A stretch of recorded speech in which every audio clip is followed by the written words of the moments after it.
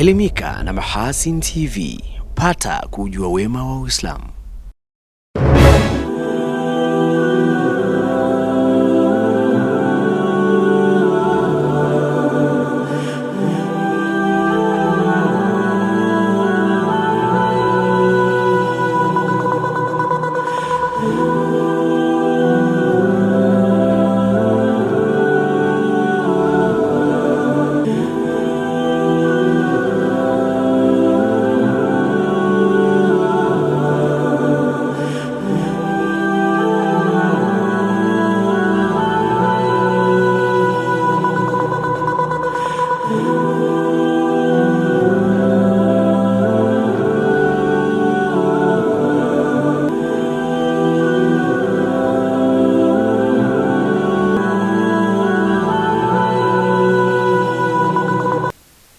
Assalamu alaikum wa rahmatullahi wa barakatuh. Hali gani mtazamaji wa Mahasin TV popote pale ulipo, karibu katika kapu la habari niweze kuwasilishia yale ambayo yameshughulisha chumba cha habari kwa siku ya leo, kwa upande wa habari za hapa nyumbani na kwa upande wa habari nje ya mipaka ya Tanzania. Mimi ni Rajab Shaban Matuga.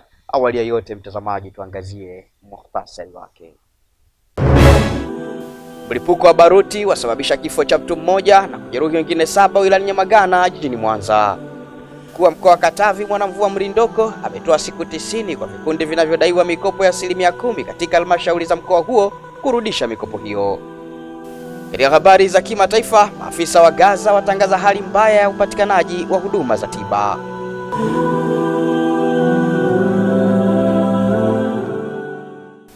Naam mtazamaji, awali ya yote ni kukumbushe, mbali na kuifuatilia taarifa hii ya habari kupitia kisimbuzi chako cha Azam TV, lakini pia unaweza kuyapata matangazo haya kupitia YouTube akaunti ya Mahasin TV official channel na Azam Max.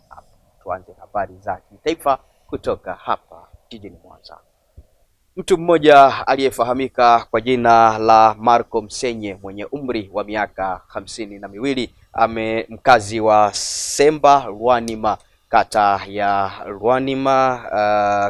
Rwanima wilayani Nyamagana jijini Mwanza amefariki dunia na wengine 7 kujeruhiwa kufuatia mlipuko wa baruti uliotokea kwenye kibanda kinachotumika kwa ajili ya kuuza kahawa. Taarifa kutoka hapa jijini Mwanza anakuja nayo Zuberi Mgaya. Akithibitisha kutokea kwa tukio hilo, kamanda wa jeshi la polisi mkoa wa Mwanza, naibu kamishina wa jeshi la polisi DCP Willy Brody Mutafungwa, ameelezea chanzo cha mlipuko wa baruti hiyo iliyokuwa imebebwa na mtu huyo aliyefariki kwa lengo la kwenda kuendelea na shughuli zake za upasuaji wa mawe. Chanzo cha tukio hilo ni uzembe katika utunzaji wa hizo baruti, kwa sababu marehemu ambaye alikuwa na kibegi ambacho inaonyesha kilikuwa na hiyo milipuko alikaa nacho karibu kabisa na jiko la mkaa lililokuwa na kahawa. Lilivyotokea joto ndipo aliyo ikajitokeza. Tunasema ni uzembe kwa sababu alipaswa kujua hizo baruti kwamba zitakiwa kukaa karibu na kitu chenye joto kali.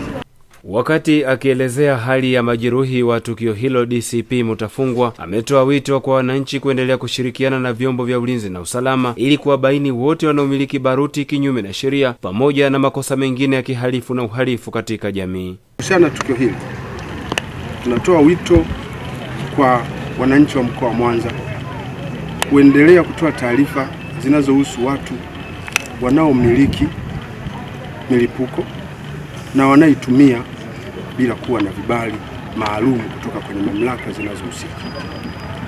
Lakini tunawaomba viongozi wa serikali za mitaa pia kufanya ufuatiliaji wa kina kuhusu mafundi hao ambao hawana utaalamu wa kutosha wa kumiliki milipuko na wameendelea kufanya kazi hizo na kujipatia kipato wakitumia milipuko ambayo hawana hata vibali vya kuimiliki na hawana hata vibali vya kuweza kufanya kazi na kusimamia milipuko kama hiyo. Akielezea sheria za umiliki wa baruti, afisa kutoka Tume ya Madini mkoa wa Mwanza Deusi Makuli amesema hairuhusiwi mtu yeyote kumiliki baruti bila kupata kibali maalum kutoka mamlaka husika. Katika sheria yetu ya baruti ya mwaka 1963 inakataza mtu yeyote kumiliki baruti bila kuwa na leseni, na wanaomiliki zile leseni za baruti lazima wao wamesomea alafu akitoka kule anapewa mtihani wa kufuzu. Wakionekana wamefaulu ule mtihani wanapewa cheti cha kulipua. Bali na hapo, hawa mauto waliopata hawa hapa hawakuwa na leseni zetu kutoka ofisi ya madini na tulikuwa tujatoa vibali vyovyote kwao. Kwa hiyo baruti wamezipata kwa njia ya chuchu. Asante sana Zuberi Mgaya kwa undani wa taarifa hiyo kutoka hapa jijini Mwanza. Tunatoka kanda ya Ziwa, mtazamaji, tunaelekea kanda magharibi kutoka huko mkoani Katavi. Mkuu wa mkoa wa Katavi Bi Mwanamvua Mrihoza Mrindoko ametoa siku 90 kwa vikundi vyote vilivyonufaika na mikopo ya 10% kutoka katika halmashauri za wilaya ya Tanganyika na halmashauri nyingine mkoani humo ambavyo bado havijarejesha mikopo hiyo, kuhakikisha vinakamilisha marejesho ili fedha hizo ziendelee kutumika kunufaisha wananchi wengine. Taarifa kutoka mkoani Katavi inasimuliwa hapa studio na Hilal Sefuriani. Akizungumza katika baraza maalum la madiwani la kujadili hoja za ripoti ya mdhibiti na mkaguzi mkuu wa hesabu za serikali CAG kwa mwaka wa fedha 2024-2025. Mrindoko amesema hoja ya mikopo ya 10% isiyorejeshwa yenye thamani ya takribani shilingi bilioni 1 inapaswa kushughulikiwa kwa haraka. Kuzuia hoja ni kazi rahisi sana. Yenyewe inahitaji tu uzingatiaji kikamilifu wa sheria, kanuni, taratibu na miongozo mbalimbali iliyotolewa na serikali kwa ajili ya uendeshaji wa shughuli za serikali za kila siku.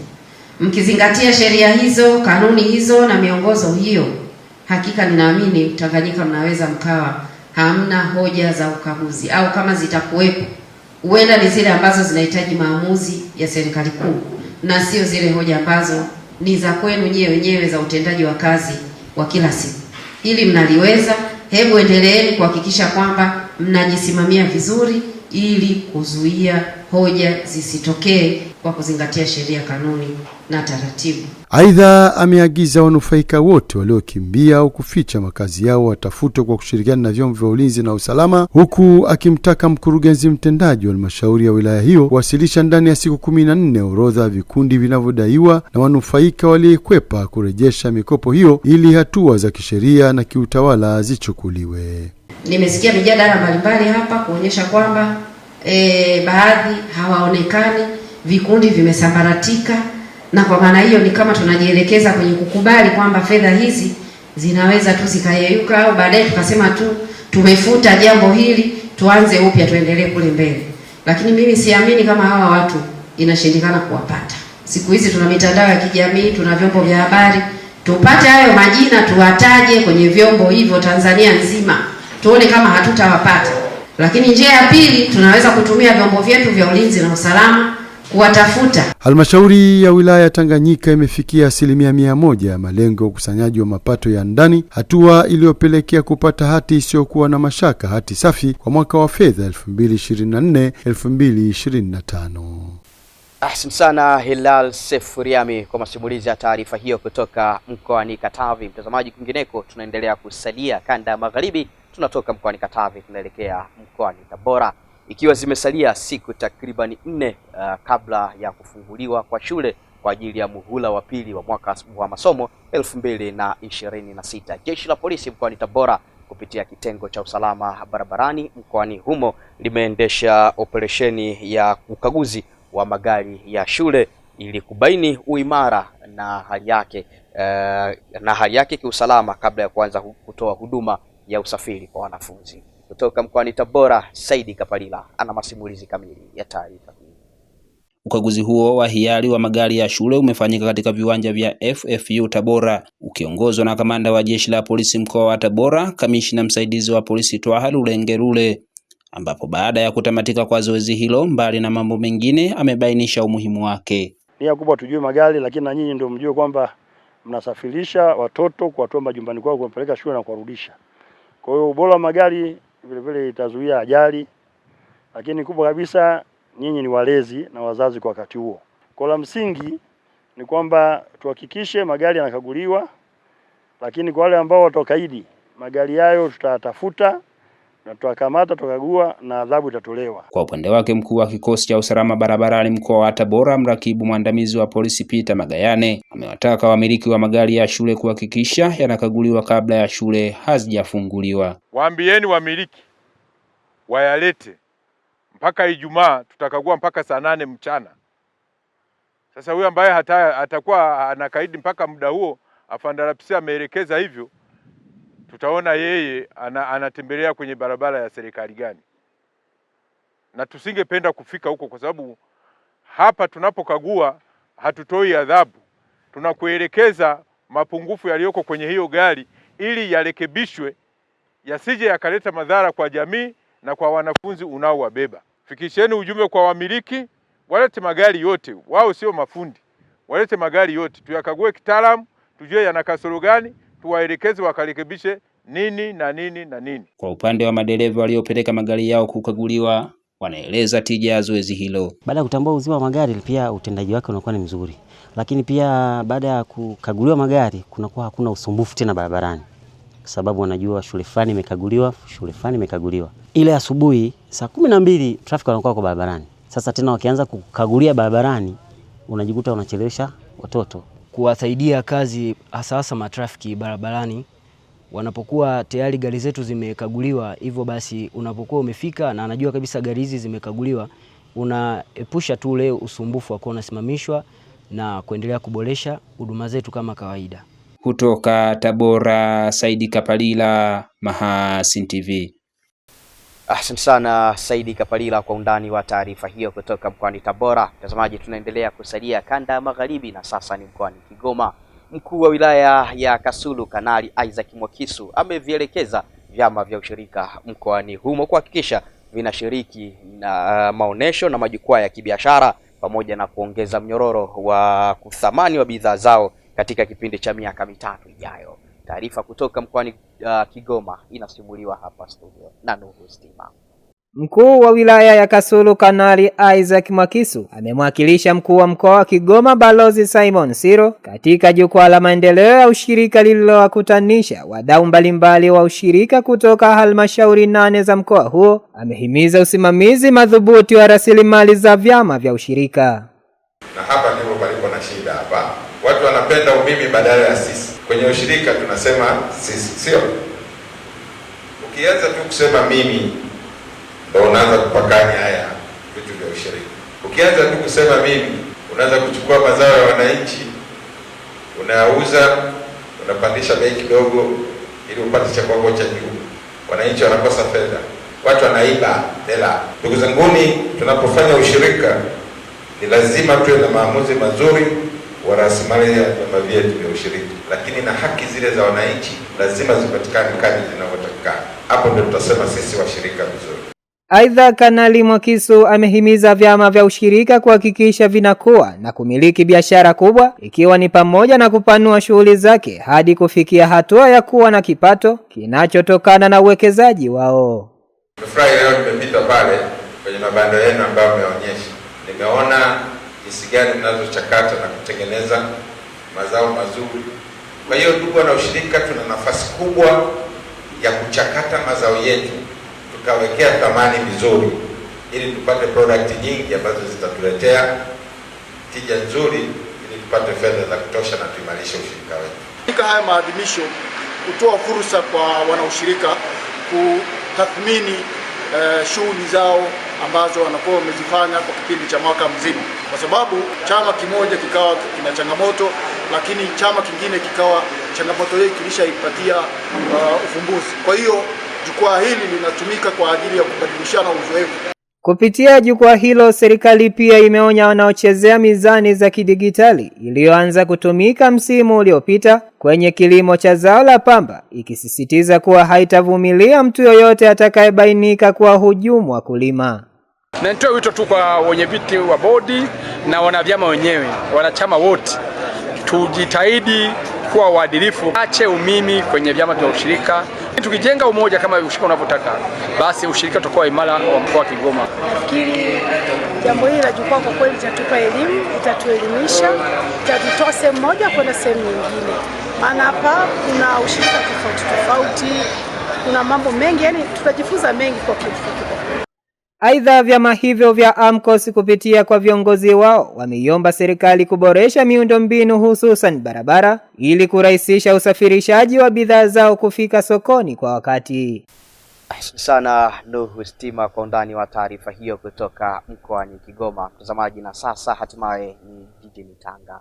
Halmashauri ya jiji la Tanga imewakutanisha wafanyabiashara, wadau wa sekta ya biashara na usafirishaji katika kituo kikuu cha mabasi yaendayo mikoani cha Kange jijini humo kwa lengo la kujadili masuala mbalimbali yatakayosaidia kuboresha na kuimarisha sekta hizo mbili katika kukuza uchumi wa jiji la Tanga na nchi kwa ujumla.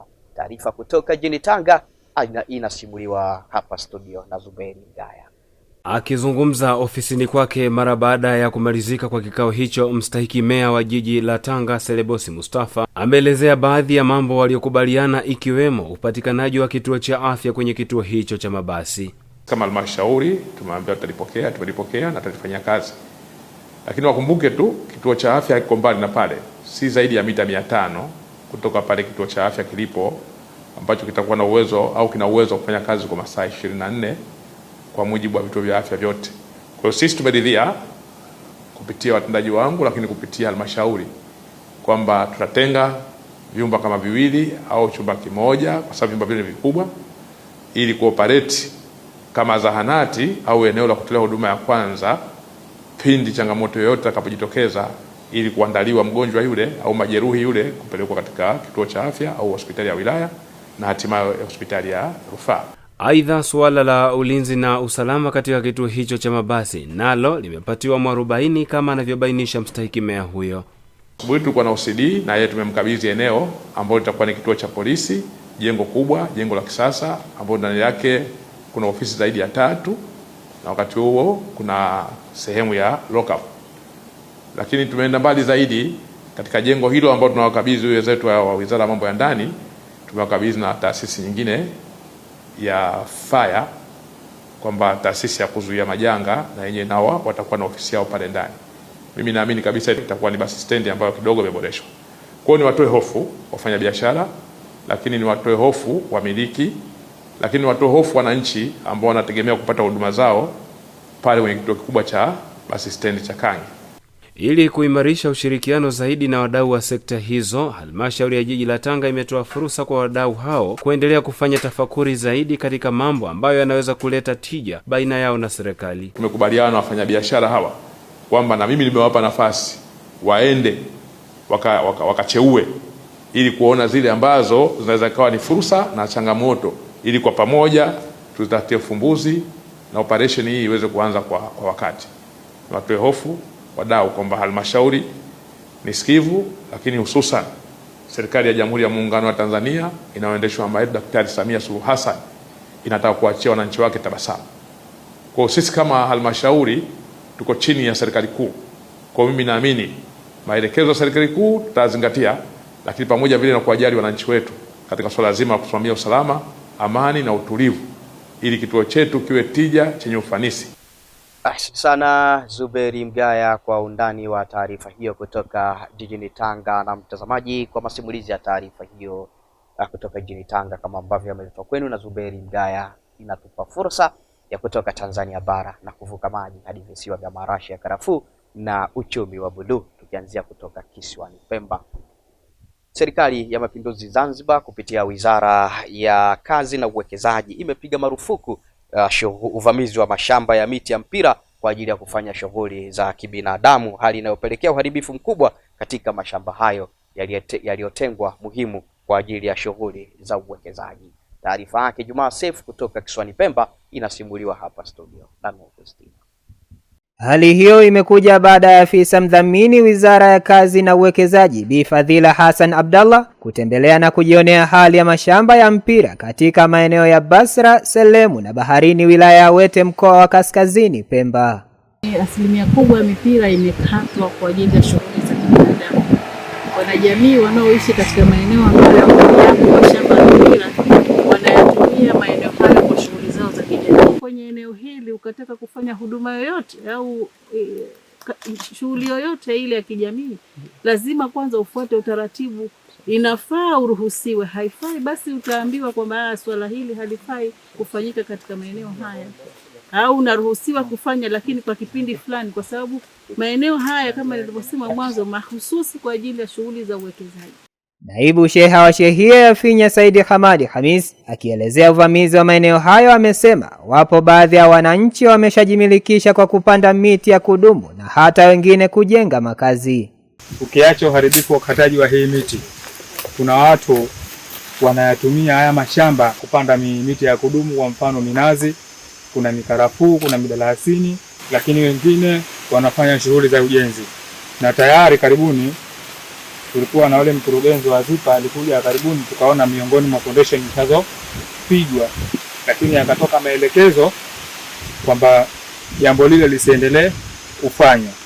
Na maelekezo haya yalifika kwa wahusika. Sijapanda kwa ruhusa ya wizara ya Afya. Okay. Nilipanda tu kama mimi kuona ni eneo liko huru na serikali. Basi nikaona nisitumie nguvu zangu vinginevyo. Nijaribu kuwekeza, nipata na nchi na taifa, nitapata riziki yangu na serikali itapata nini? Mapato yake. Katika kukabiliana na uvamizi huo, ushauri unatolewa kupunguza ukataji wa miti hiyo kwa ajili ya upigaji wa tanuri za mkaa.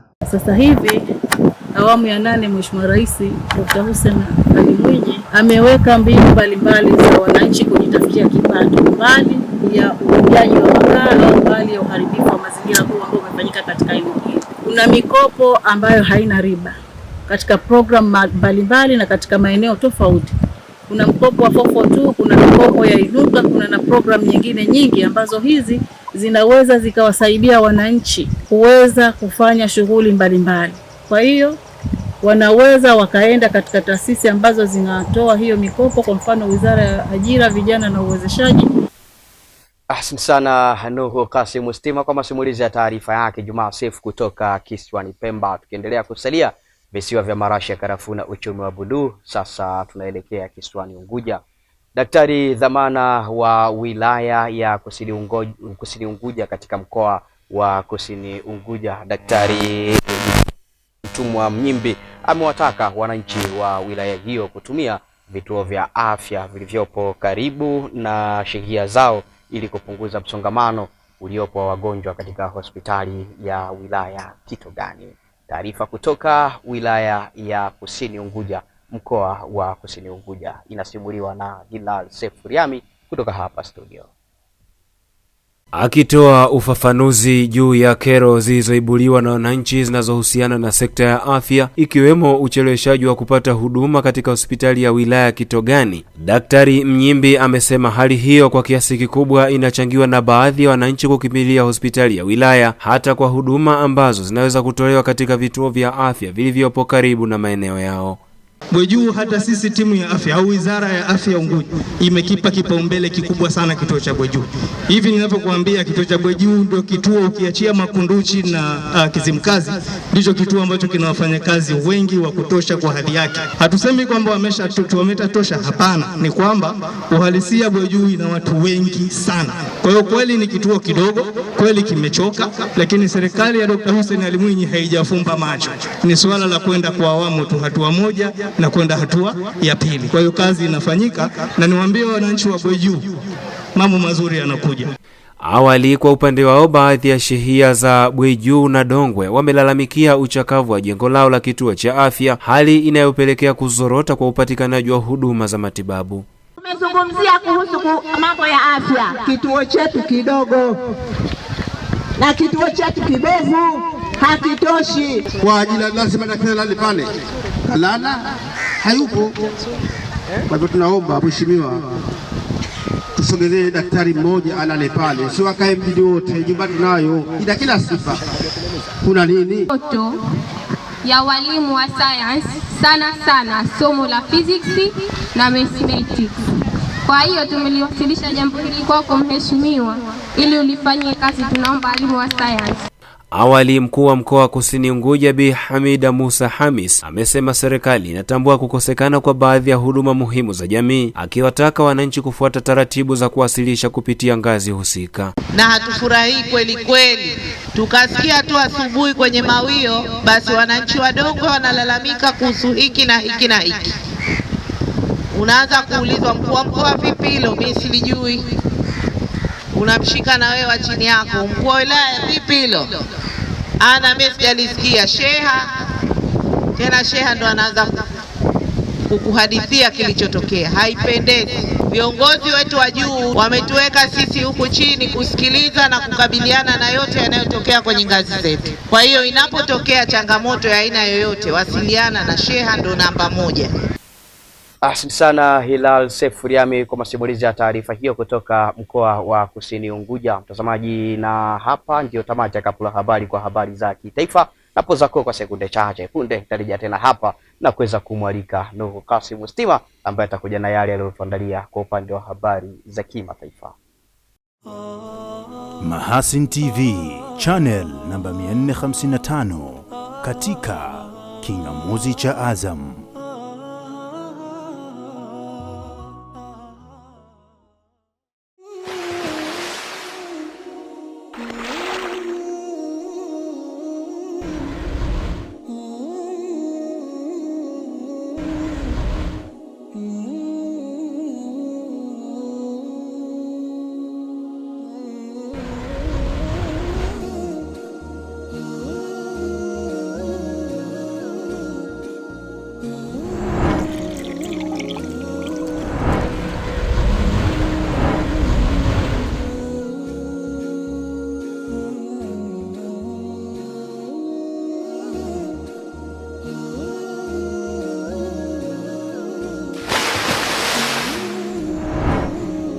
Kunywa maji safi na salama ya uhai.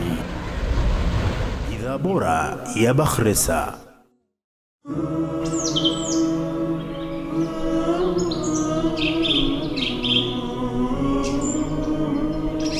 Mahasin TV, pata kujua wema wa Uislamu.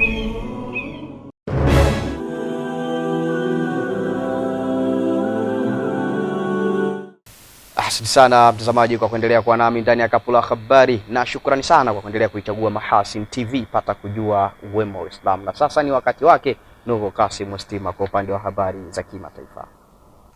Mtazamaji wa Mahasin TV, karibu kwa upande wa habari za kimataifa. Nigeria imesema itaitaka Afrika Kusini kulipa fidia kwa mali na biashara zilizoachwa na raia wake waliokimbia nchi hiyo kutokana na maandamano yaliyowalenga wahamiaji wasio na nyaraka. Msemaji wa Wizara ya Mambo ya Nje wa Nigeria, Kimeibi Momotimi Ebemfa, amesema suala hilo litajadiliwa kati ya serikali mbili katika ngazi za juu zaidi ili kupatikana mwafaka wake. Kaimu balozi mkuu wa Nigeria nchini Afrika Kusini, Alexander Ajayi, alisema kupitia televisheni nchini humo siku ya Jumanne ya Juni 30 mwaka huu kuwa serikali imeanza kuorodhesha biashara na mali zilizoachwa na wa Nigeria. Mfanyabiashara mmoja wa Nigeria anayesubiri kurejeshwa nyumbani aliliambia shirika moja la habari kwamba alikuwa ameishi Afrika Kusini kwa karibu mwongo mmoja na ameacha biashara yake na nyumba yake kwa sababu alihofia usalama wake. Zaidi ya Wanigeria 600 tayari wamerejeshwa nchini mwao katika wiki za hivi karibuni kufuatia utaratibu wa serikali yao katika harakati za kuepusha na chuki za Waafrika Kusini. Hata hivyo, mamlaka za Afrika Kusini zimesema wale waliosafirishwa kurejea nyumbani walikuwa nchini humo kinyume cha sheria, ingawa Nigeria inapinga madai hayo. Kwingineko, mvua kubwa imesababisha mafuriko makubwa katika nchi kadhaa za pwani ya Afrika Magharibi, ikiwa ni pamoja na Ivory Coast, Ghana na Benin. Kwa mujibu wa taarifa iliyotolewa na mamlaka za nchi hizo, inaeleza kuwa watu 59 wamefariki nchini Ivory Coast na wengine 12 katika nchi jirani ya Ghana. Akizungumza baada ya mkutano wa baraza la mawaziri, msemaji wa serikali ya Ivory Coast Amadou Golebali amewaambia waandishi wa habari kwamba baraza la mawaziri linasikitishwa na idadi kubwa ya vifo vya watu 59 mwaka huu. Katika nchi jirani ya Ghana, mamlaka zimesema watu 12 walikufa kutokana na mafuriko mwanzoni mwa wiki hii, ambapo siku ya Jumatatu mafuriko na maporomoko ya ardhi yaliyosababishwa na mvua kubwa ya siku kadhaa katika miji mikuu ya Ghana na Ivory Coast yalisababisha vifo vya watu wasiopungua 24 na wengine wengi kutoweka. Inaelezwa kuwa mvua kubwa zaidi inatarajiwa katika pwani ya Afrika Magharibi katika siku zijazo. Kulingana na ofisi ya Umoja wa Mataifa ya uratibu wa masuala ya kibinadamu OCHA, takriban watu milioni 7.5 wako hatarini kutokana na mafuriko. Tukitamatisha kwa upande wa habari za kimataifa. Maafisa wa afya katika ukanda wa Gaza wanasema kuwa watu 15,000 waliojeruhiwa na wanaougua magonjwa makubwa kutokana na vita hawapati matibabu wanayohitaji, huku watu 300 wakidaiwa kufariki dunia walipokuwa wakisubiri kuhamishiwa nje ya Gaza kwa ajili ya matibabu. Kwa kawaida nchi zinazowapokea wagonjwa huwa na vigezo maalumu vya kuwaruhusu kuingia, na wagonjwa hulazimika kupitia hatua kadhaa za ukaguzi wa kiusalama, ikiwemo ukaguzi unaofanywa na Israel kabla ya kuondoka Gaza. Kwa mujibu wa Umoja wa Mataifa, kati ya zaidi ya vituo 600 vya afya vilivyopo Gaza, ni takriban vituo 30 pekee vinavyofanya kazi kikamilifu. Mashirika ya misaada yanasema Israel inaendelea kuweka vikwazo katika uwasilishaji wa dawa na vifaa muhimu vya matibabu kwenda Gaza, madai ambayo Israel imekanusha. Mfululizo wa mashambulizi unaofanywa na Israel katika ukanda wa Gaza unapelekea idadi kubwa ya vifo vya watu na wengine kuyahama makazi yao, ambapo inaelezwa kuwa idadi kubwa ya watu wanakabiliwa na baa njaa kali na magonjwa ya mlipuko. Na huu ndio mwisho wa habari za kimataifa kutoka Mahasin TV. Msomaji wako ni mimi Nuhu Kasim Stima. Naam, mtazamaji, ndivyo ambavyo anaondoka hivyo Nuhu Kasim Stima kwa upande wa habari za kimataifa. Mtazamaji, kabla sitaweza kuweka tamati na kuweka utua kapu la habari kwa siku ya leo, tuangazie mukhtasari miongoni mwa yale tuliyokuwa nayo leo hii. Mlipuko wa baruti wasababisha kifo cha mtu mmoja na kujeruhi wengine 7 wilayani Nyamagana jijini Mwanza. Mkuu wa mkoa wa Katavi Mwanamvua Mrindoko ametoa siku 90 kwa vikundi vinavyodaiwa mikopo ya 10% katika halmashauri za mkoa huo kurudisha mikopo hiyo. Katika habari za kimataifa, maafisa wa Gaza watangaza hali mbaya ya upatikanaji wa huduma za tiba.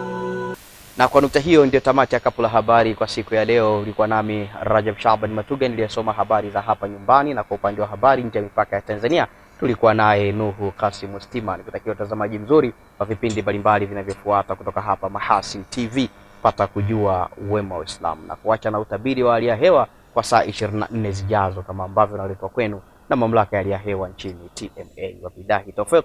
Wassalamu alaikum wa rahmatullahi wa barakatuh. Asanteni na kwaherini kwa sasa.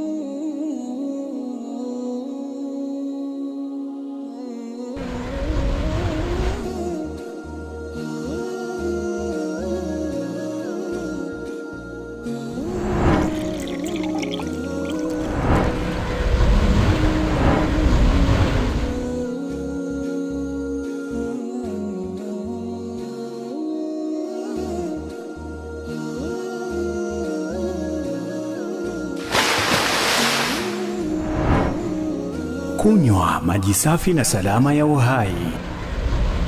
Bidhaa bora ya Bakhresa.